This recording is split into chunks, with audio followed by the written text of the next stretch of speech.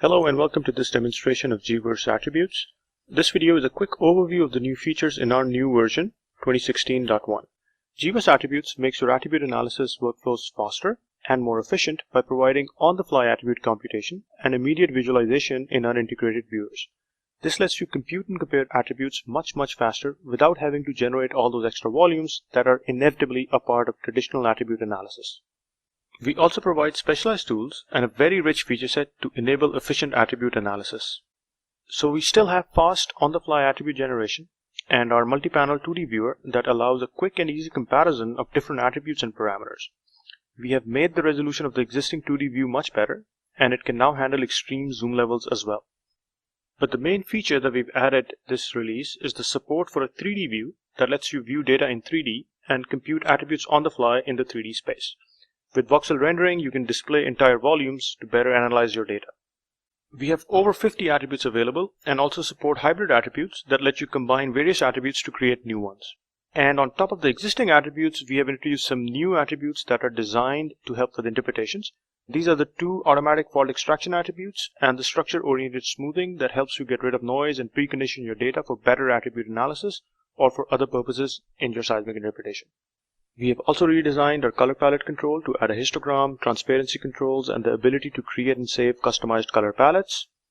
And we have a lot of other features including blending techniques to visualize multiple attributes at the same time, visually lossless seg-wide compression to compute and display attributes quickly on seg-wide data, support for well data, and honoring azimuth information in horizontal views. Of course, we're still integrated with SeisVision, so you can send your data directly to and from SeisVision.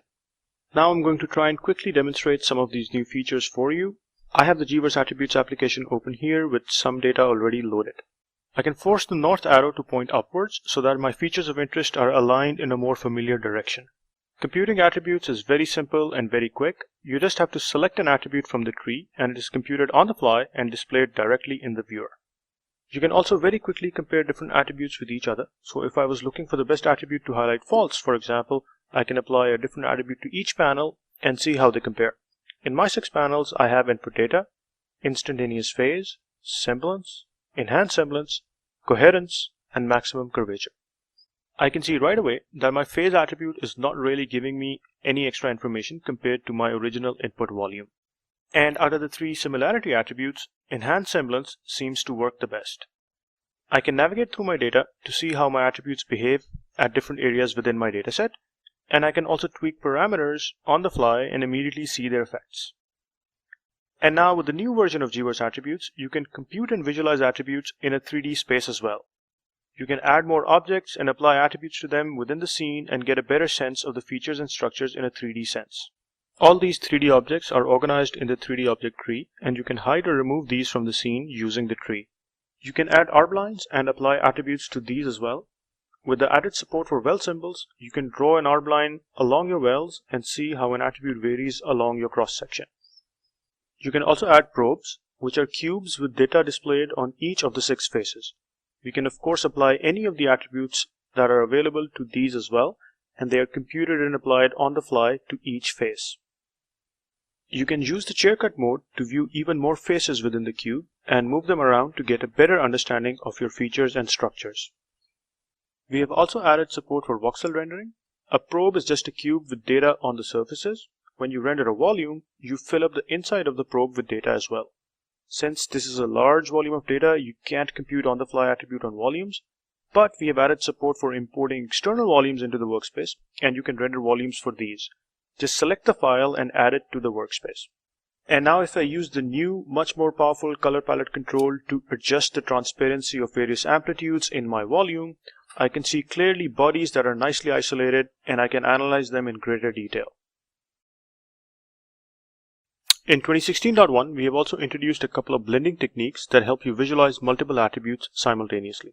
So for example, if you want to visualize the frequency content variations together with your structural information, you can use a geometric attribute like semblance to get your structural information, like I have applied to this time slice, and use co-blending to overlay it with your dominant frequencies, and basically visualize both the attributes at the same time to gain a better understanding of your data.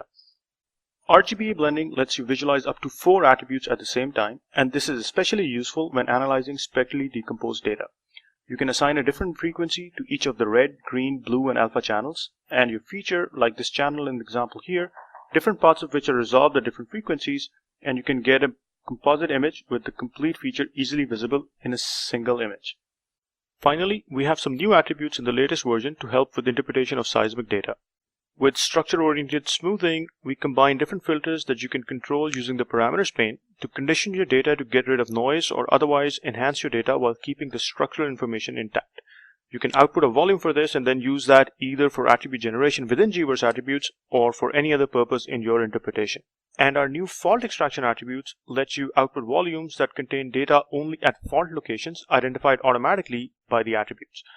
You can modify the parameters to make sure you get the least number of false positives, and when you output a fault volume, it contains data only at these fault locations, and you can use it as a guide when picking faults in your seismic interpretation.